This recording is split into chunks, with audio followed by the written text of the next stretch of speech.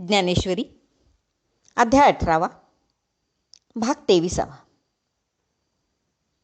मागच्या भागात भगवंतांनी साऱ्या तत्वज्ञानाचा कलश आलिंगनाच्या मिशाने अर्जुनाच्या हृदयी ओतप्रोत केला.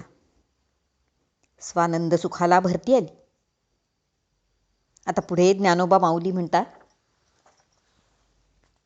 येणेप्रमाणे वेदांचे सार आणि सर्वांना समान अधिकार देणारे गीताशास्त्र भगवंतांनी कथन केले.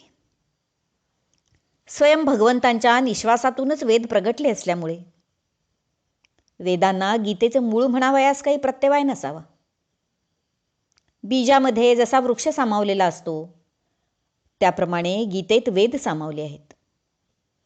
कर्म, उपासना आणि ज्ञान हे वेदातील 3 भाग कांडत्रय गीतेत प्रगट झालेलेच आहेत. ते कसे हे आता सांगतो. पहिल्या अध्यायात गीतेची पार्श्वभूमी किंवा प्रस्तावनाच आहे, तर दुसऱ्या अध्यायात सांख्ययोग सांगितलाय. गीताशास्त्र हे ज्ञानप्रधान असून स्वतंत्रपणे मोक्ष देणारे आहे असाही अर्थ त्यामध्ये आहे. अज्ञानी जीवाला मोक्षाप्रत कसे जाता येईल, कर्म कसे करता येईल ते वेद प्रतिपादित कर्मकांड 3ऱ्या अध्यायात कथन केले आहे. आणि तेच कर्म अज्ञानापासून कसे सोडवेल, ते कर्म ब्रह्मार्पण बुद्धीने कसे करावे हे विवेचन 4थ्या अध्यायी आले आहे. हीच कर्माची महती आणि कर्माची रीत याविषयी भगवंत जवळजवळ 11व्या अध्यायापर्यंत सांगतात. तसेच 4थ्या अध्यायापासूनच भगवंतांनी उपासनेविषयी सुद्धा सांगितले आहे. 12 ते 15 पर्यंतचे अध्याय ज्ञान आणि त्याची परिपूर्णता याविषयी विवेचन करणारे आहेत. अशा प्रकारे वेदात जे कर्म, उपासना, ज्ञान हे सांगितले आहे तेच या गीताशास्त्रात आल्यामुळे ही लहानशी श्रुतीच म्हणावयास हवी किंवा वेदच म्हणावयास हवे. पुढे मोक्षाकडे जाण्याच्या मार्गात प्रत्यही आडवे येणारे दंभादी अज्ञान अथवा मोक्षशत्रू यांचे वर्णन 16व्या अध्यायात आहे. तोच शत्रुवर्ग शास्त्राच्या साहाय्याने कसा पराभूत करावा हे 17व्या अध्यायात सांगितले. आणि आता हा 18वा कलशाध्याय होय. वेद हे कितीही श्रेष्ठ असले तरी त्यात स्त्री, शूद्र आणि इतर भूतमात्रांना भवदुःख तेवढेच असू नये वेदश्रवण आणि वेदाध्ययनाचा अधिकार नाकारला गेला आहे.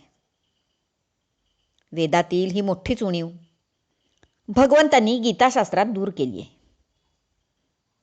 मोक्ष मिळवण्याचा अधिकार तर सर्वांनाच आहे, वर मोक्षाप्रत जाण्याचे सुलभ मार्गही त्यात त्यांनी सांगून ठेवले आहेत. जणू हे वेद आपल्यावर लागलेला हा भेदभावाचा डाग धुवून टाकण्यासाठी आणि त्यायोगे होणाऱ्या निंदेचे परिमार्जन करण्यासाठी गीतेचे लोभसवाणे रूप घेऊन आले आहेत. आणि अर्जुनाच्या निमित्ताने साऱ्या जगाचाच या गीतेने उद्धार केला आहे. शेवटी भगवान कृष्णांनी अर्जुनाला मी सांगितलेले हे गीताशास्त्र, हा उपदेश तुला पटला की नाही असे विचारले. तेव्हा अर्जुनाने प्रसन्नपणे होकार भरला. त्यावर भगवंतांनी पुढे आणखी काय दक्षता घ्यावी हे अर्जुनाला सांगायला सुरुवात केली. भगवंत म्हणाले, हे पार्था, एखादी गोष्ट भाग्याने प्राप्त होऊ शकते, पण त्याचा भोग कसा घ्यावा तेही भाग्य प्राप्त व्हावे लागते. देवदानवांनी सुद्धा समुद्र मंथन करून मोठ्या कष्टाने अमृत प्राप्त केले, पण त्या फळप्राप्तीनंतर त्याचा योग्य भोग घडण्यासाठी जे प्रयत्न लागतात ते करताना दैत्य चुकले, त्यामुळे त्यांना ते अमृत प्राप्त झाले नाही. नहुष राजाला सुद्धा इंद्रपद मिळाले होते, पण त्याच्या अनैतिक वागण्याने आणि सत्तेच्या मदाने त्याला इंद्रपदाचा उपभोग घेता आला नाही. तो ऋषींच्या शापाने पदच्युत झाला. त्याप्रमाणे हे गीताशास्त्र प्राप्त झाल्यावर त्याचा योग्य उपयोग करण्याची पात्रता आणि ते सांभाळण्याची बुद्धीसुद्धा आवश्यक आहे. म्हणून या गीताशास्त्राचे अनुष्ठान संप्रदायपूर्वक म्हणजे योग्य रीतीने करणे आवश्यक आहे. हो, ती रीतभात तुला आता मी सांगतो. तू मिळवलेले हे अनमोल गीताशास्त्र तपोहीन व्यक्तीला सांगू नको. आणि तो मोठा तपस्वीही जरी असला तर त्याची गुरुनिष्ठा जर डळमळीत असेल तर तू आशांचा त्याग करावा.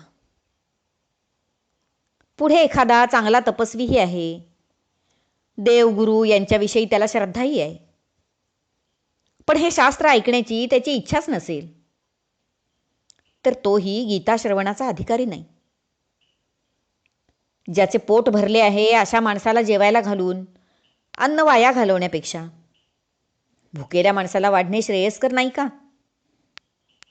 अथवा एखादी व्यक्ती तपस्वी, श्रद्धाळू, ऐकायला उत्सुक अशी असेलही, पण ती व्यक्ती जर मला व माझ्या भक्तांना सामान्य लेखणार असेल तर तीही गीतेची अधिकारी नाही असे जाण.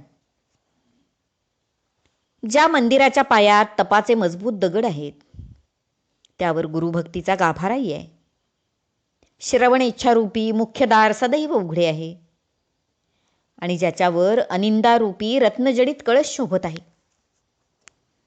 अशा मंदिरात गीताशास्त्राची स्थापना कर. हो, ओंकार स्वरूपी गायत्री मंत्राचा गूढार्थ असलेली ही गीता जो माझ्या भक्ताला भेटवतो तो जणू मायलेकरांची भेटच घडवून आणतो आणि मग देहपातानंतर मलाच प्राप्त होतो. गीता सांगणारा वक्ता देहाने वेगळा दिसे नका, पण तो मत्स्वरूपच असतो आणि माझा जीव की प्राण असतो. मी त्याला माझ्या हृदयातच स्थान देतो. गीतेचे नुसते पठण वर्णन करणाराही हेच फळ प्राप्त करतो. गीतेचे अध्ययन श्रवण वर्णन करणाऱ्याचे पाप तत्काळ नाहीसे होते आणि त्याला अश्वमेध यज्ञा इतके पुण्य मिळते. स्वर्गसुखे तर प्राप्त होतातच, पण अंतिमतः मोक्ष मिळतो. असो तर आता हे गीताशास्त्र तुला सांगण्याचा जो अट्टाहास मी केला तो कशा करता आणि कोणा करता हे तुला सांगायचे राहूनच गेले.